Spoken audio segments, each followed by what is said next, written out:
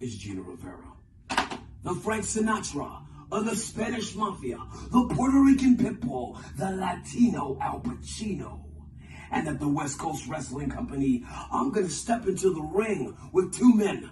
One that I know very well, and the other, I don't really know. But it doesn't matter, because the outcome will still be the same. Gino Rivera walks away victorious. Gino Rivera is a winner. Gino Rivera is unstoppable.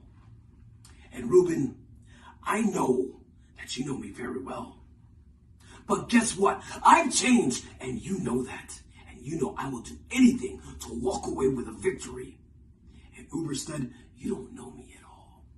And that's great. But you do know that I am up here, and you, sir, are under my shoe. Exactly where I'm going to keep you. Exactly where you belong.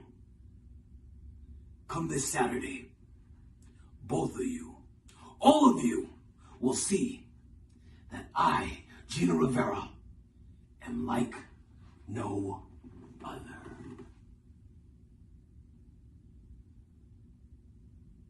Saturday, May 8th, Hemet, California. It's the return of the West Coast Wrestling Company. But moreover, it's the return of Iglesias. And I find myself in a rather unique situation here. I'm in a triple threat match with two other opponents who are different than myself. This match means everything to me. I don't just want to win this match. I have to win this match.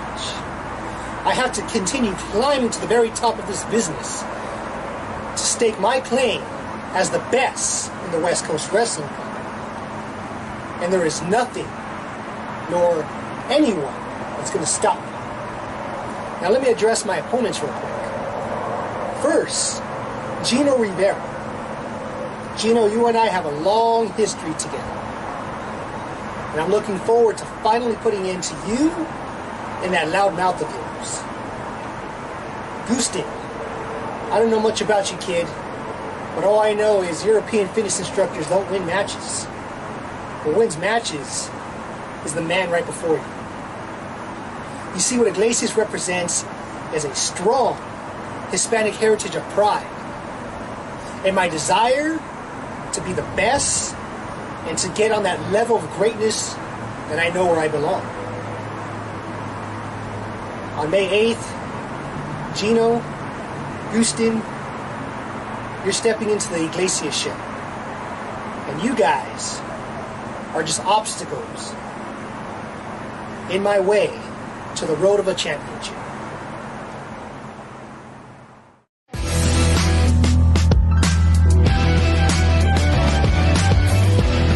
Saturday, May 8th, your daddy's coming to West Coast Wrestling Company. And a lot of people saying, Gustin Uberstud never worked here before. Gustin Uberstud's got something to prove. Well, here's something to calm your little minds, that I am one magnificent morsel for you to munch on. One salty and savory snack for you to suckle. They're putting Gustin Uberstud in the ring with not just one, but two men. Two tasty treats by the names of Ruben Iglesias and Gino Rivera, a.k.a.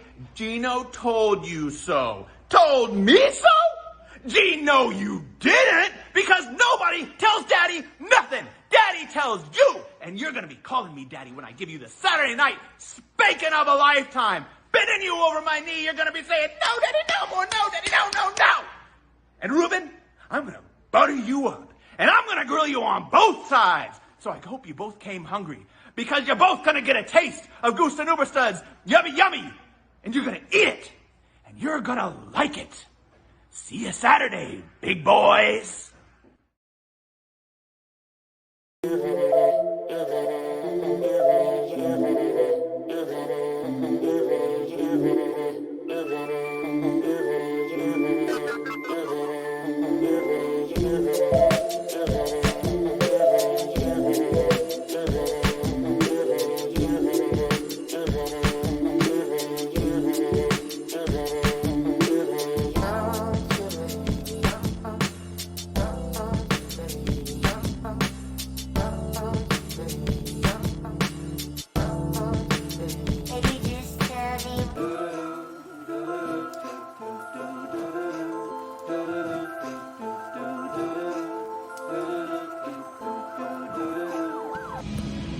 My name is Gino Rivera. I'm a professional wrestler. I've been doing this for 12 years, and today we are at Ontario at the airport, and they lost my bag. But we found my bag right here. So to start my day, to basically give me a heart attack, some lady grabbed my bag right off of baggage claim. Her bag was taller and thicker than mine, and my bag is actually a lot smaller, and I almost had a heart attack. And good thing we had her name badge on the bag. We called, she didn't answer. We called, we texted, she didn't answer. She finally called back, and she came back with a much smaller bag that wasn't hers, which was mine, and we exchanged bags. But I was pissed. I was sending out social media, and people will text this number and call this and that, and she came back within about maybe 20-30 minutes, you know what I mean? But sure enough, gave me a heart attack. That's the way we start our day here. I'm Gino Rivera, professional wrestler. Tonight I'm wrestling at the West Coast Wrestling Company. I'm in a fatal 4-way against Uberstud, Ruben Iglesias, Jack Cartwheel, and myself. And I'm gonna be wrestling in Hemet, California. So I came all the way here from Brooklyn, caught a flight here, and I'm ready to tear the house down, as they say, you know what I mean? It's gonna be a real special time. Another quick little story, I haven't seen my sister in about 10 or 11 years, man, and we had a bad falling out, and she's actually gonna be sitting in the crowd, and I'm not gonna meet her until after the match. So I could meet her now, but I don't want to. I want it to be real, like, she sees me in the ring and then gets to meet me after the show, so, I got a lot of pressure on me tonight, not only to win a match, but to impress my sister and make her happy. You know what I mean? This match is like probably one of the biggest matches of my career right now because of that situation. So I'm excited to be here. I'm excited to perform. I'm gonna give it my all, and you guys are gonna see something special tonight. I promise.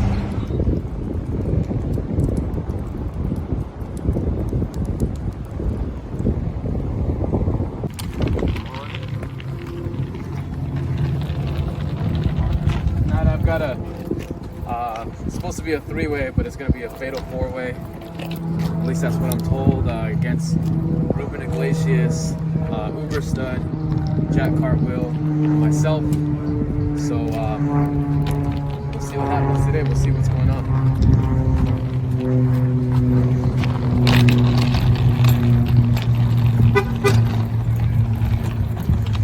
Part of being in wrestling is before we get into the locker room, we shake hands, say hello. It's a big deal, you know what I mean? In wrestling, like, if you don't go into a locker room and you don't show some type of respect, it's kind of a form of disrespect. And how we show respect is basically shaking each other's hands with everybody. Even if you don't know the person, or if you do, or if you've heard of the person, or you never heard of the person, you'll see it here. You'll see exactly what I'm talking about by shaking each other's hands and stuff like that. So. Right? I'm not really nervous. I'm never nervous. They always say, like, in the beginning of your match, a lot of guys are super nervous, and there's the pacers, and then the guys that are in their head about everything, and the guys that are peeking out the window to see, is my mom here? Is my family here? Those, not me. For me, I'm totally laid back and chill. I'm just, putting on my gear, and you'll see, I'm not really worried about anything. I'm always comfortable. My mind's clear. You know what I mean? I'm confident in my abilities, my skills, my in-ring performance. I'm one of the best out on the scene, and pretty much prove it every time I get in that ring. Wrestling is a powerful word to me. Wrestling has saved my life. It saved me from gang wars and joining gangs and drugs and drinking and death. Wrestling has always been there. I could have been out there in the streets with my friends, shooting guns, murdering people, killing people, whatever it is, and doing drugs and stealing people's goods. And instead, I was inside watching wrestling. Wrestling saved my life, saved me from the streets. So I owe everything to it. You know what I mean? Man, this is extremely important. Not only do I want to become a victor in this match, I need to win this match. It's not for a championship, it's not for a tournament, it's not for an advance in another round. This is for clearly for one of my family members to see what I've been doing my whole life, you know what I mean, which is loving this sport, loving this industry. And we had a really bad upbringing, bad falling out, stopped talking for years, where not one text was shown, and she's gone through her hardships and I've gone through mine, death, trials and tribulations, and somehow this is gonna bring us together. You know, like wrestling is bringing an issue face to face and killing it. This is what I love, and she knows this is what I love. She's gonna be here to support me and wants to mend fences, and wrestling has brought that to my front door. So this match is extremely important for me to win because, you know, I want to dedicate this match to her, you know. I could say that my childhood was really dark, really bad, but here's the twist. I had the greatest childhood ever. To some people, my childhood would be horrible, but to me, I can't complain, you know what I mean? My mom was a prostitute who had me at 17 and decided to give me up at 3 months. I was adopted. My name was changed. I was adopted into a family that a lady already had 5 kids, 5 boys, and she took me in too. And she gave me the greatest childhood you could imagine. Not for 1 second will I ever say that that lady didn't give me anything, you know what I mean? I grew up around drugs and alcohol and death and gangs and all that, and it never affected me, you know what I mean? I always did what I had to do. Wasn't the greatest at school, you know what I mean? I did my share of bad stuff, and I fixed it. I'm the man I am today because of all those traumatic experiences and stuff. And like I said, to some people my life would be dark. To others, I had the greatest childhood, and I feel like I could say the same thing. The Undertaker was my ultimate and most favorite wrestler in the world. Still to this day, there is nobody above The Undertaker. Although I don't wrestle like him, although I don't have his size, although I've only met him one time, The Undertaker is still like a god in my world of wrestling. He means everything to me. And I grew up in the 90s. I was born in the 80s, so at the time, wrestling was everything. It was this giant boom of wrestling, and I got to witness all of that. And I followed Undertaker from the very first time he was in the WWF all the way up till the time he retired, and I've devoted and dedicated that time to being his biggest wrestling fan. Besides that, I grew up on cruiserweights with Dean Malenko, Eddie Guerrero, Psychosis, Rey Mysterio, Juventud Guerrero, Silver King, Super Carlo, Halloween, Damien, you name it. I grew up on all those cruiserweights, which is who I actually model myself after, and I wrestle like them. I'm their size, and I thought I could do that. I could be that guy, and I am that guy today. And one day, in the very near future, me and Psychosis will be standing in the very same ring together. And I'm gonna let him know that. I'm gonna let him know how much he means to me and what picking up a victory against him would mean to me, because he was another idol of mine. Undertaker and Psychosis, my 2 favorite wrestlers of all time. Hi, my name is Ruben. I go by Iglesias, like the singer. So I've known Gino a really long time. Funny fact about Gino is I'm actually his only friend. He's not well liked out here, anywhere really. Especially out here in California. You know, he started his career out here same time I did. And, you know, the guy just runs his mouth a lot. You know, he thinks way too highly of himself. He just rubs people the wrong way. But, you know, I've seen a different side of Gino. Me and him, you know, we've hung out, you know, at shows, you know, on the weekends. And we're always just, he's a cool guy to me. That was until recently when he started running his mouth against me. That's where he made a mistake. So tonight, I'm in a 4-way match. There's 4 of us in the match. But Gino's in there. And even though I'm going to have 2 other guys in the match with me, I'm going to make sure I get my hands around Gino's neck. I'm going to strangle him. So make sure you film that later. That's going to be good. Gino Rivera. He could be a goddamn prick, to be honest with you. But I've known him since I was 16 years old. I have no problem with him. I got no problem at all with him. But tonight, he's got a match and I got a match separate. And I want him to get out there, beat those guys' asses, and get that 3 count. And with me, SoCal Crazy, I'm gonna beat your ass, boy. Yeah. Mi gente, let me introduce myself. My name is SoCal Crazy. Aquí su servidor. luchador residente de California.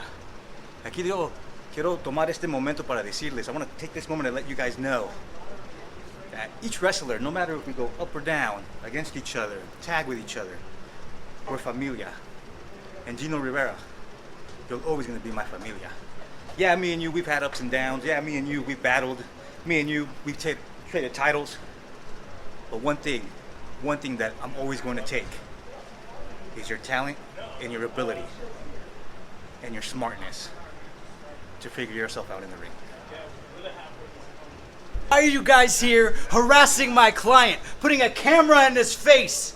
You know, all I gotta say about Gino is Gino may be the biggest asshole in the room everywhere else that he goes, but here, he's only second place. Here, he is a loser. He comes to this town, he jumps out of his airplane, he comes here with his $1 million suits, but he still can't hold a candle to me. And today, I looked in the Hemet Times, I looked through the paper, and I said, today, they're gonna post an article about the top heel in the West Coast Wrestling Company. They're gonna post an article about me, and I look in it, and the person that I see is not me, but no, it is Gino.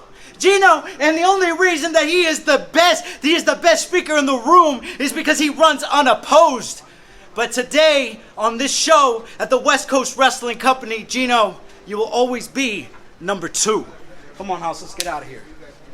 Gino, bro, like I see what he's doing, you know. I see people hating on him. You know, that's just kind of what this business is, dude. The people hate on you for doing crazy stuff. You know, he's original. He knows what he's talking about. Hey, man, he's a good kid in my book, you know? I got no beef with him. Not everybody's going to go there, as you know. Not everybody's going to the top. It's only a select few. So you really have to stand out. You've got to do something different. And, you know, I firmly believe, you know, Gino's one of those guys that, you know, is that example. He goes the extra mile.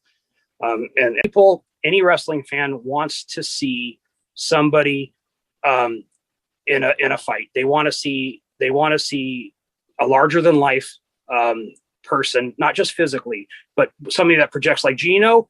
Gino's 7 foot tall with the way he, you know, portrays himself, with the way his presence is. Yeah. The monster. You know, when you see him, he's this little guy who just runs his mouth, right? He has a presence. My goal in wrestling is to work for the WWE. That is the ultimate goal. That is where I want to be. That is where I want to go. And although I have been working for the World Wrestling Entertainment since 2014 was my first time there, being extra, you know, as an extra, you know, worker. You know, I've worked there every year up until the pandemic of 2020, which of course you can't really do nothing. No, actually, I'm sorry, I take that back. I was a security guard for Goldberg in 2020.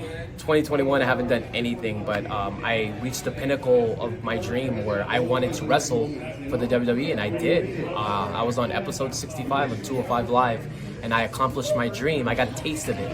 Now, I need a contract, you know what I mean? And I won't stop till I get there. Those ropes.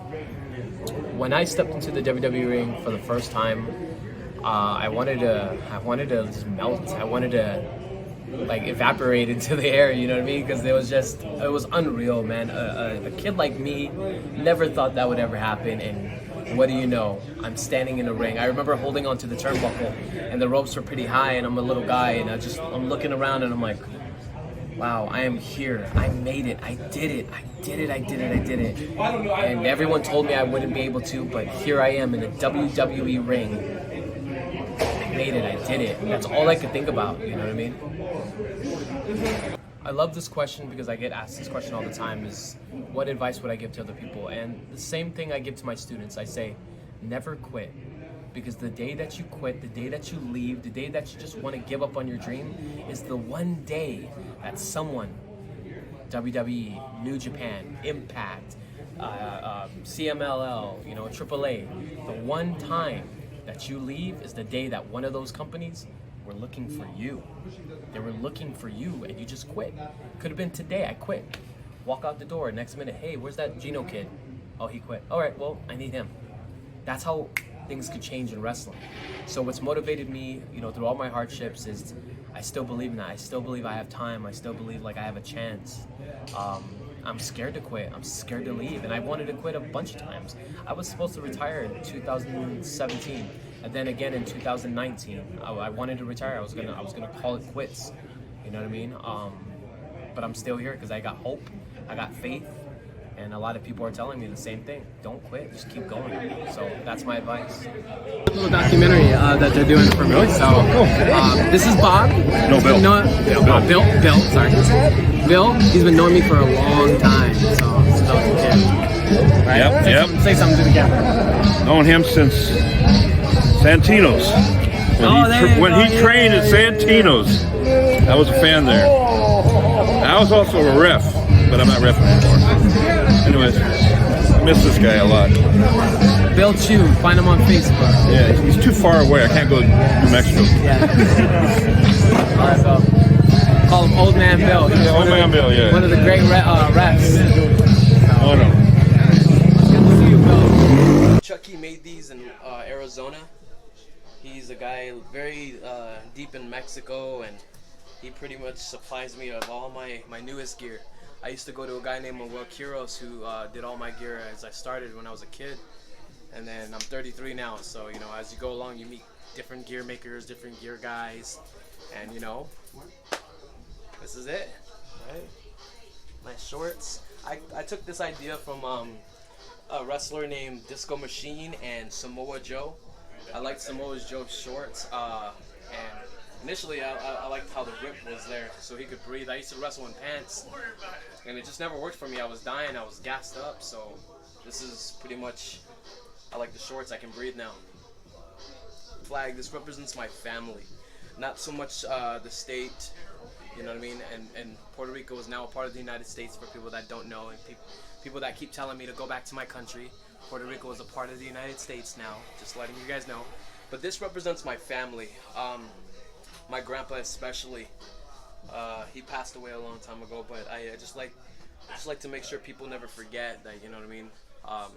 There is someone representing, you know, a certain origin of Hispanic, you know what I mean? There's Cubans, there's Mexicans, Puerto Ricans, Colombians. Well, I'm Puerto Rican, and our bloodline is tight and strong, and my family's strong. And I'm the only one pretty much doing something with the life of my family. Everybody else is either dead, in jail, or on drugs, or just not doing good at all. So this represents, you know, basically the strength of my family. Every time I go out there, I have this with me. So what I'm doing is I'm putting on my boots right now, and as you guys can see, the inside is what? What color is this? It's purple, right? Do you know who else wears purple and black? The Undertaker. So every time I get into the ring, this is to remind me of my favorite wrestler, and it's a tribute to him, you know. And I got these boots specially made because of The Undertaker. I have other boots, white, I have shoes, I have all that stuff, but this is very near and special to me. Near and dear is what they say. So this was made by Chucky in Arizona. And I think somebody else in Mexico worked on it and passed it along to me. So there you go. This is the story of my boots, The Undertaker. So a lot of guys, they don't wear boots. They don't know how to wear them. They don't know how to walk in them. That's fine, you know, but it took me a while to get used to wearing boots. I used to wear shoes. I used to wear like boxing, you know, shoes and boots and stuff like that, and that's not real boots. You guys got to get boots. You're a wrestler, wear boots, you know what I mean? So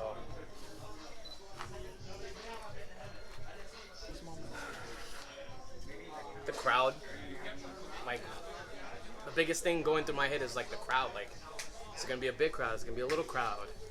Are people gonna be excited to see me? Am I gonna perform well today?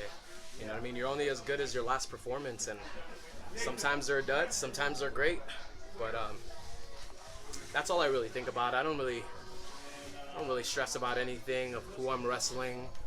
You know, the goal is to entertain people, and that's what I do. You know, I think I'm one of the best entertainers out there, and that's all I'm thinking about is like, okay, we're gonna get a big crowd, and we're gonna get a little crowd today. Either way, they're all getting a show. They're all getting a good show. There's a lot of weird rituals, which you guys are gonna see. I put this little bottle full of water. I set up my merch gear. I got my tape. Pretty much, I can't really find it in here. Oh yeah. So my baby oil, my water, my tape, and my baby oil. That's after the whole, you know, basically putting on the gear and going over my match and stuff like that. I have to be wet, I have to be shiny, looking good for the lights, looking good for the pictures. We got the newspapers out here tonight, so I want to look great. And how I do that is with these three. So I am one of the most hated wrestlers, I'd say, in the country. I built that up with my attitude, my wrestling, my promo skills. I've burned a lot of bridges when I was younger. I did a lot of bad things to good people and said a lot of bad stuff and kind of, you know, came in cocky in this game when I shouldn't have, and it cost me a lot. But to the guys that don't like me, good. Because I'm going to give you another fucking reason to hate me. That's just what I do, you know. And to the guys that love me, well, I'm going to give you a reason to hate me. Because I don't really feel like I need anybody's approval. I don't need anybody's love. I've gotten this far without anybody. I'm a lone wolf. And that's just, you know, that's just how it comes off. And a lot of people are just going to say bad and good stuff about me, and that's all welcome. I don't mind. I love hearing it. Jesse, how are you? I'm doing good. You guys are filming. I just wanted to say hello. Nice to see you. You doing okay? This is Jesse Hernandez. He's a legend here, man. Good guy right here, man. Very happy to see him here. He's done a lot for a lot of guys, a lot of careers, and he still does it today. Didn't have to be out here, but he's here. He's backstage.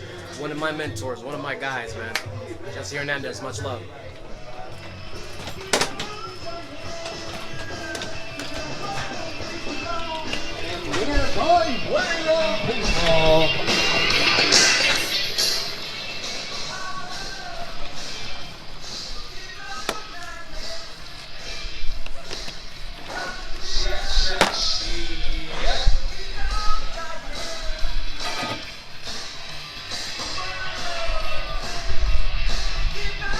So this is merchandise.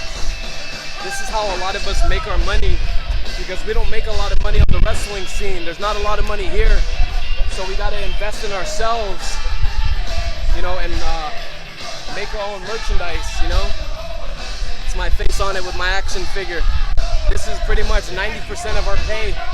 If you guys don't buy our merch, we don't make a lot of money. Nobody's paying a lot in wrestling.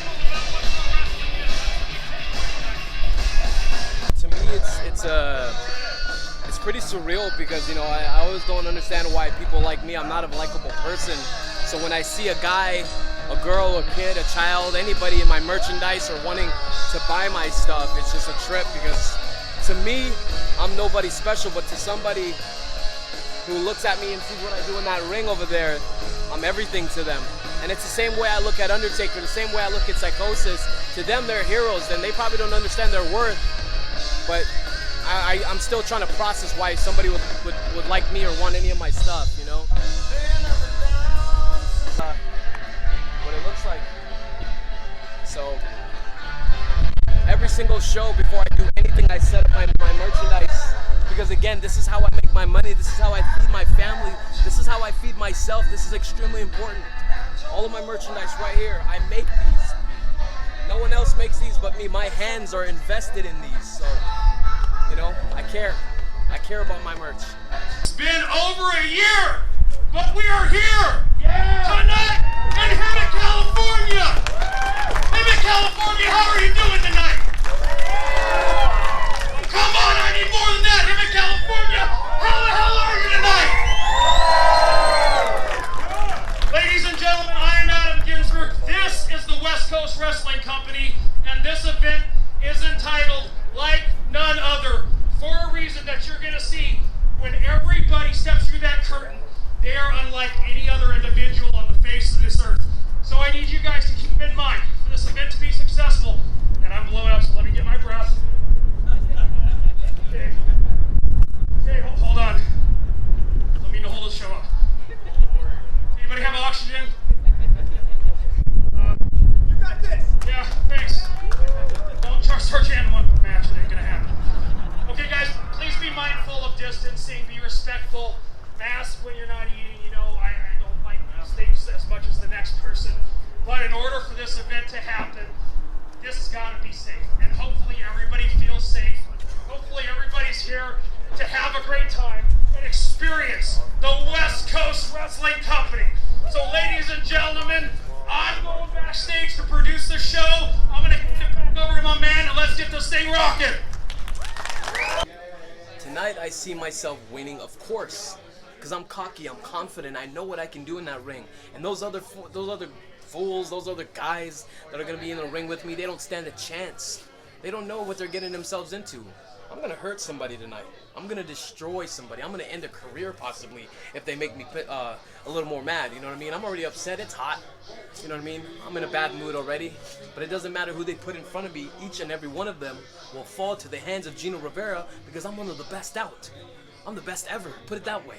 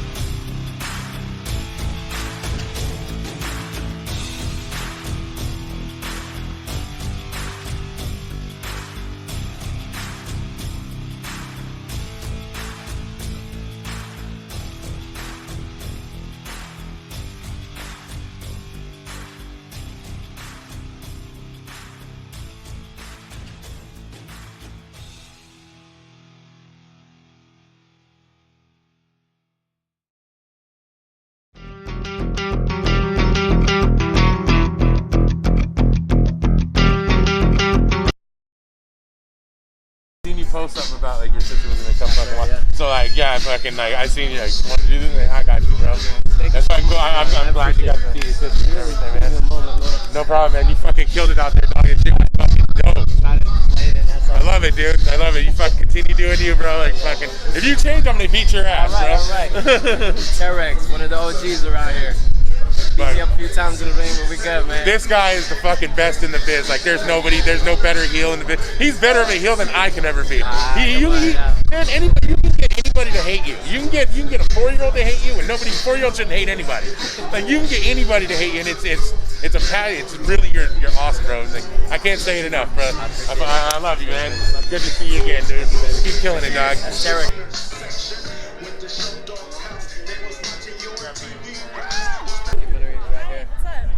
My sister Amber. Hey everybody. So you know what I mean. This is her first time seeing me. I'm so proud of him. How many years? It's 10 years. It's been 10 years. He hasn't seen me since I was a little girl. I'm 29 now. Yeah. I'm 33. We weren't born in the same place. I was with a foster mother. She was with my real mom. You know, we got separated at birth. We met each other in what, 99 or 2000? Yeah, 2000. She came to visit me. We got separated again. 2009 or 2010, she left. she went and did her own thing, and I moved, and then this is our first time basically like even seeing, talking. I didn't come out before the show, nothing. I just wanted her to see what she sees there, and then basically see me here. So this is our first time just, you know, getting back on the right foot, you know, after a lot of separation and stuff.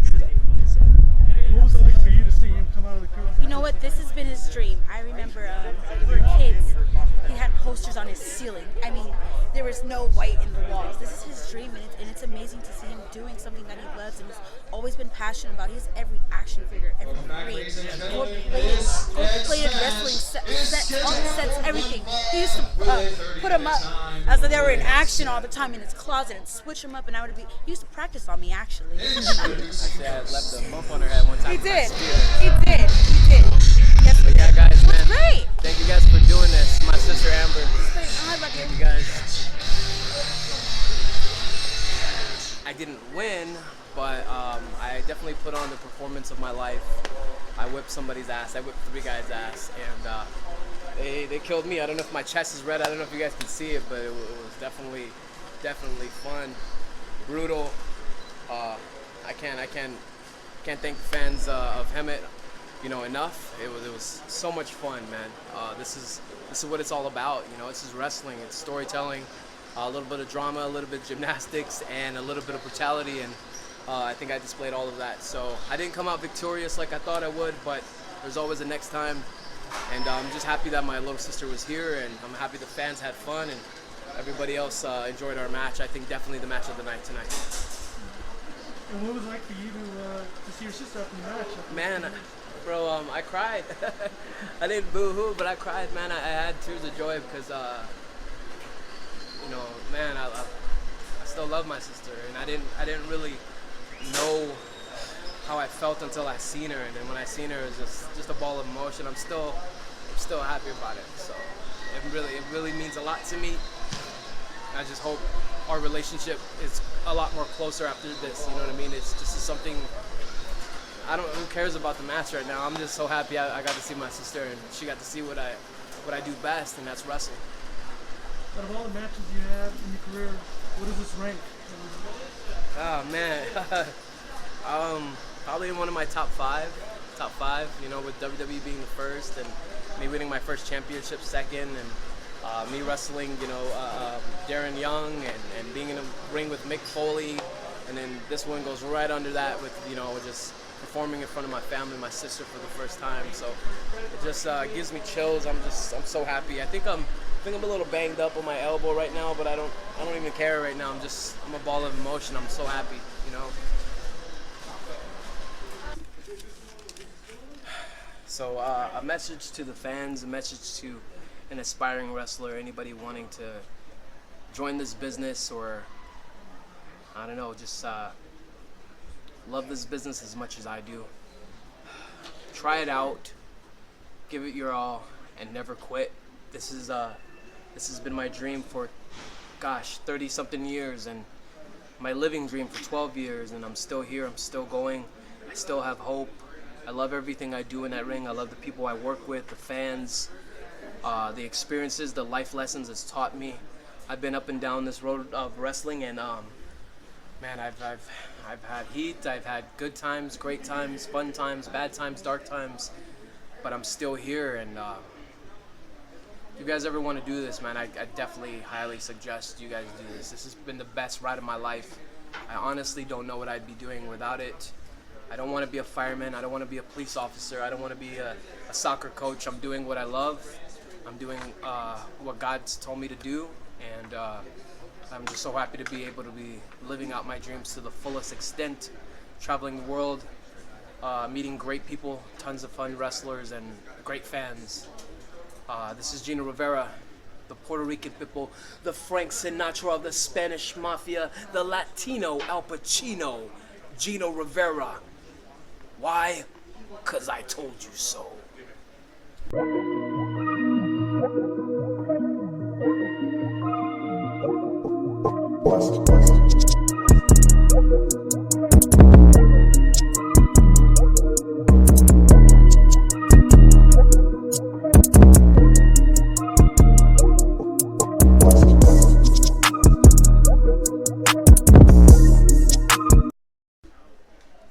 name is Gino Rivera, and you can find me on Twitter, Instagram, TikTok, Facebook. Doesn't matter. Look me up on YouTube. My matches, interviews, post interviews, my modeling, everything, my music, whatever you want. It's all there under Gino Toldyouso at all of my social medias. This is the Frank Sinatra of the Spanish Mafia, the Puerto Rican Pitbull, the Brooklyn Bad Boy, Gino Rivera.